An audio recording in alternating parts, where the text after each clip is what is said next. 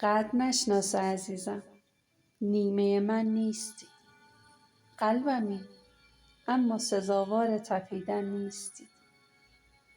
مادر این بوسه های چون مسیحایی، ولی مرده خیلی زنده کردی. پاک دامن نیستی. من غبارآلود هجرانم، تو اما مدتی است عهدهدار آن نگاه لرزه افکن نیستی.